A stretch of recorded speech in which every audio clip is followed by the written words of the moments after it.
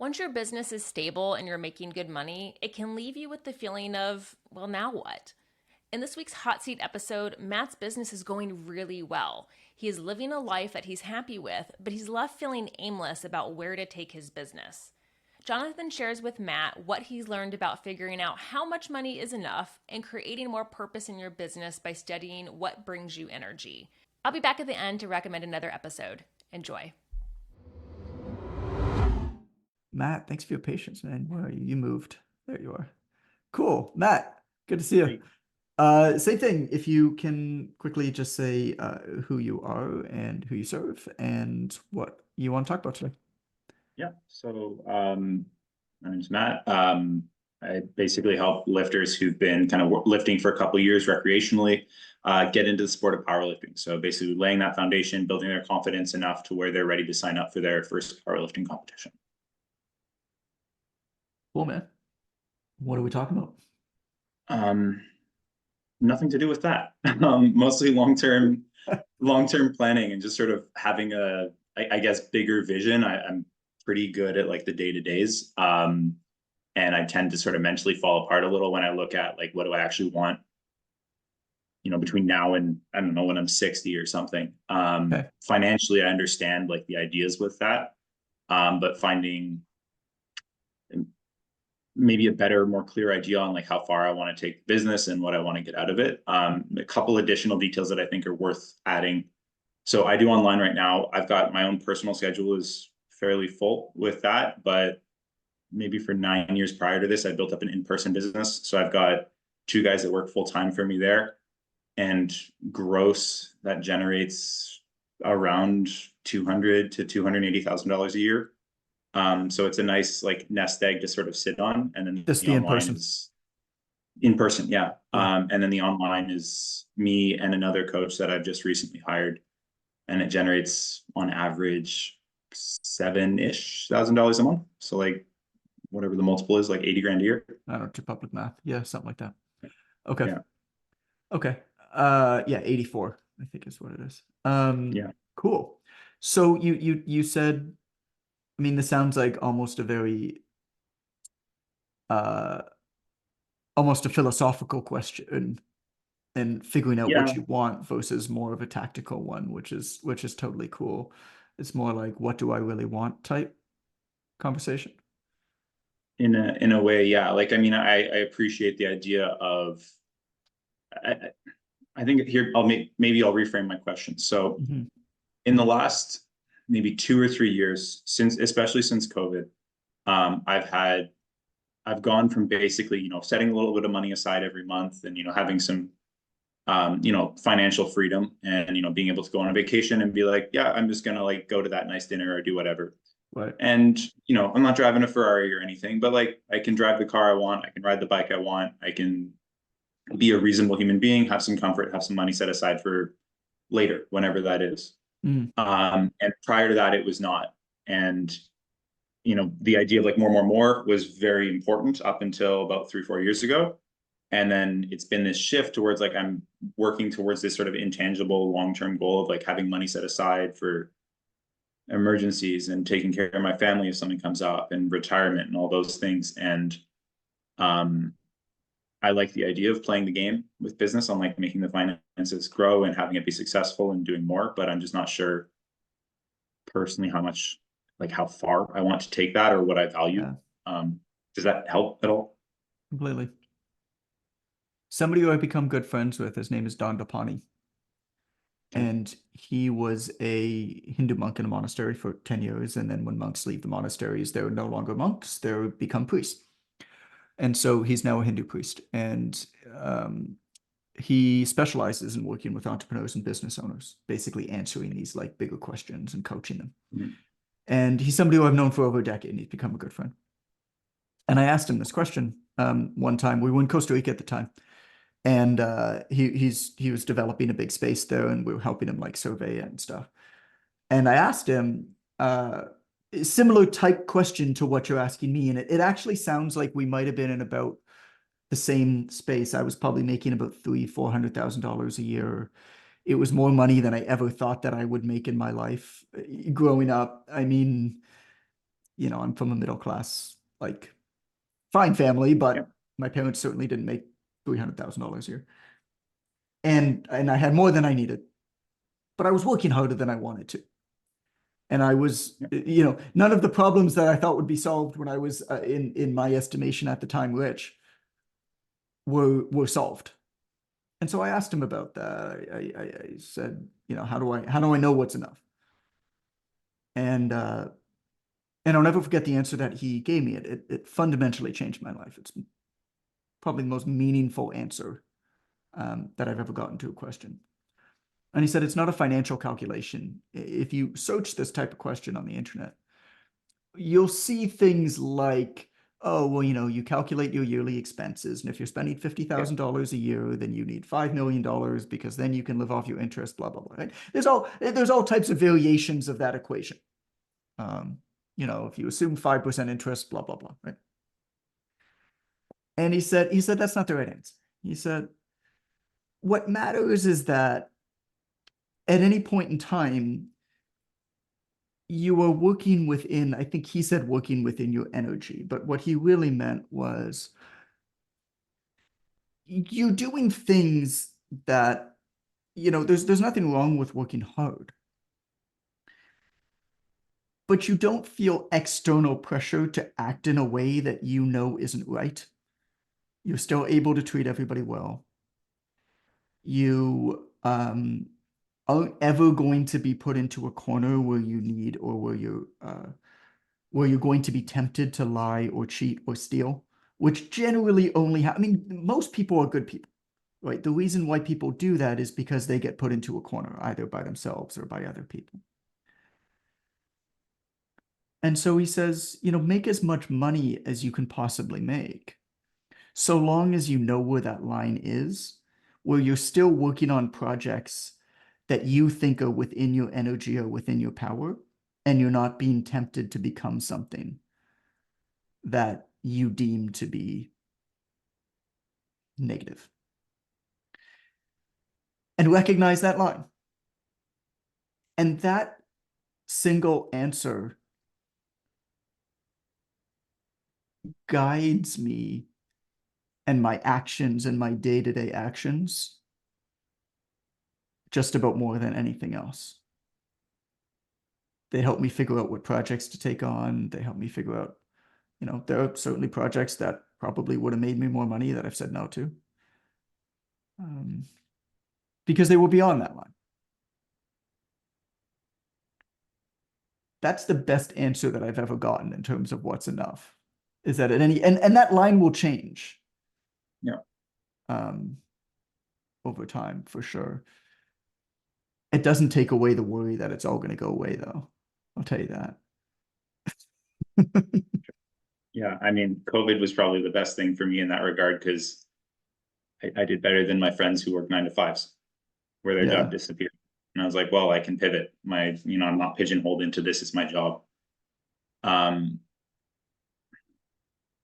When you say within your energy, is that sort of those confines, like it aligns with your energy, or there's like this hypothetical limit of where you start becoming a shell working towards some goal of progression always?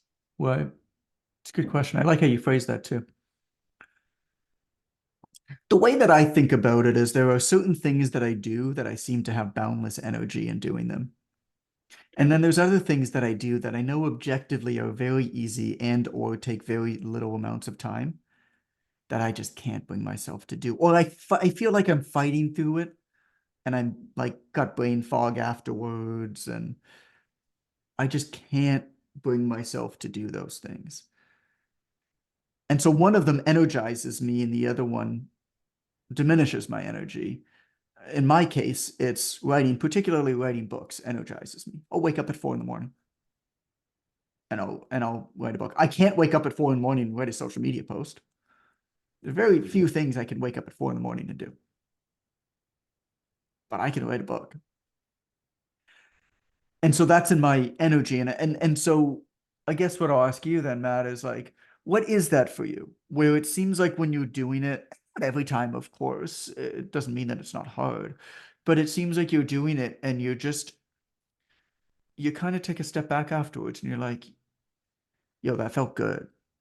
Is there anything that you can think of? And I have a process for figuring that out as well that I can share. But I mean, off the top of my head, like from a team management standpoint, I've kind of really come to enjoy like learning to build the culture in the team and sort of developing and mentoring the sort of coaches and other guys on my team. I've really enjoyed that because it feels like, you know, some of my gripes with reach in terms of how many people I can help at a one-to-one, you know, obviously that gets multiplied out by how many layers there are to that and how many other people you're working with. so what about that? Like I want to know about one conversation you had with somebody where you came out of it and you're like, that felt really good. Like try to be as specific as possible. Okay, so maybe a bit of context. I feel like I've got a lot easier time organizing my ideas if I'm working with someone than working with myself. Organizing my own Interesting. thoughts is a nightmare. Um, Interesting. Okay. but if I'm like doing it in the act of helping somebody, it's so simple for me to just be like, yeah, this, and this is our process. We can go 30,000 foot view. We can go right down to street level. Hmm. Yeah, I think so. That's part of it is just from an energy standpoint, it's so much easier for me to spring into action and actually generate the process and action steps to create, you know, the yield, the positive outcome, you know, what we're looking for. Um, and it, I like sort of the higher level planning stuff. The like specific, you know, feet on the ground, you know, 4, 5, 6, okay, 4 more, let's get to 10. It Yeah, drives right. me insane. Right. It's one of the appeals to online training where, you know, especially working with powerlifters, I can say, hey, you know, here's what you got to do. Here's sort of the steps. Let me know where the gaps are, but I'm not going to do the reps for you. Yep. Yeah. And they're going to be pretty dedicated clients as Yep. well. They're going to do it. Okay. I got a process for you. Sure. This is something that I do once or twice a year. Should probably do more of, but it's been a really impactful one. It's called the Bug Book. Okay. And the idea of it is that, you know, you hear about all of these statements like know thyself. The most important person to know is myself. And I agree with that. But usually whenever you hear advice like that, it kind of stops there. It's like, okay, well, how do I know myself? And the way to actually do that is to study yourself like a scientist would study a bug and to be very objective. And so here's the process is it's very, very simple. You can do it with a piece of paper. You don't need to have anything else. But I like to have like little notebooks that I can keep in my pocket. You can do it with your phone too, but I just find there's something about pen and paper that makes my brain work better. But write down on a piece of paper, you're going to want to call it 8 times a day, and you're going to do this for a week. So it's a bit of a pain in the ass. But you set an alarm on your phone for 8 times a day at regular intervals. Doesn't really matter what times, but just pick 8 times a day. And when the alarm goes off, what you're going to do is you're going to give yourself a score of how you're feeling. That score is in 0.5 increments from -2 to +2. So -2, -1.5, -1, 0.5, 0, 1, 0.5, 1, etc. And then beside that, so call it a 3-column piece of paper, right? And then beside that, you're going to just make any notes as to any observations as to what you're doing or who you're with or both. Now, what's very important is you are not going to analyze or comment on these observations in any way. All you're doing is you're observing upon them. So you're giving yourself a score. You're like, I'm a 1.5 right now. Okay. Who am I with? I'm with Steve. And we're, you know, solving a problem about his client, Kim. Whatever, right? It might be something personal with your family. Could be any of those. And then at the end of the week, you're going to have 7 pages like this. And you're going to look at your -1s, -2s, and you're going to look at your +1s, +2s, and you're going to find patterns. And it will become very, very clear then that certain things that you're doing diminish your energy and certain things that you're doing add to your energy. And doing this process, really, whenever you feel stuck, helps. But just having regular intervals over the course of a year, call it once every 6 months, where you go through this process, I found to be very, very helpful just to study myself, just to put those numbers down and resist the urge of commenting or assessing or trying to fix. Because I think then from there, it sounds like you're a business owner, right? Which is awesome. But there are still parts of the active practice that fire you up. And so the question then is, what do you keep doing? What parts of management do you hold on to? What parts of management do you begin to want to give away to somebody else who's great at it as you grow your team? I mean, You mentioned there's three. sorry, let me Yeah. just, there's no limit to this growth. You know what I'm saying? It's just the only limit that you're going to run into is when you're working in the wrong types of energy for you. And that's where you hit those stuck points, the burnout, the blocking points. But as long as you understand this trajectory and kind of keep within it, or have this process so that you can realign yourself once you fall off of it, then you can just continue to build upon it. What were you going to say? You mentioned there's three columns. I got at -2 to +2 The scale. time of day, Oh, the gotcha. scale, the observation about what you're Okay, doing. I missed the time part. Perfect. Yeah. What I actually like to do is um do this is kind of silly, but the only part that I didn't mention there that I kind of like to do that I find helpful is I actually like to write sentences. So when I'm at the end of the week, when I'm assessing this, I like to write a couple of, this is the stupidest thing ever, but I like to write a couple of almost summary statements. But again, third person summary statements. So it'll be like, the bug John felt like he had a lot of brain fog when he scheduled Zoom calls back to back. The bug John felt great when he added 15 minutes in between each call to go for a quick walk around the block. Whatever. But just those summary statements that are in third person, I find help, because then I can just look back at those statements and say, the bug John likes, the bug John felt bad when, blah, blah, blah, blah, blah. Okay.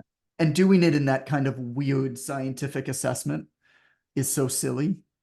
And like, I'm not a journaler. This is like kind of a journal process, but I'm not a journaler at all. This is the only one of these types of things that I really do. Doing it as a pretending to be an objective outsider, I found helps me at least. Yeah, I like it. Thank you. Cool. You got it. Amber here. Thanks for listening in. This episode was from a group call from Jonathan's online trainer mentorship, where we host hot seats every 2 weeks. The mentorship is where we take anyone doing from $1,000 to $20,000 a month or more and help them scale up. If that sounds like something you'd be interested in learning more about, please DM the word mentor to Jonathan on Instagram at It's Coach Goodman. If you're looking for another episode to listen to right now, I'd recommend episode 193, Finding Fulfillment According to a Hindu Priest. Sometimes, no matter how hard you work and what you achieve, the wins can feel empty. It might mean that you're not finding fulfillment in what you're doing. In this episode, you'll learn how much money is the right amount to feel fulfilled, the difference between an opportunity and a distraction, and how to gain clarity with the shrinking time trick. Again, that's episode 193, Finding Fulfillment According to a Hindu Priest. Thanks again for listening, and we'll catch you next week.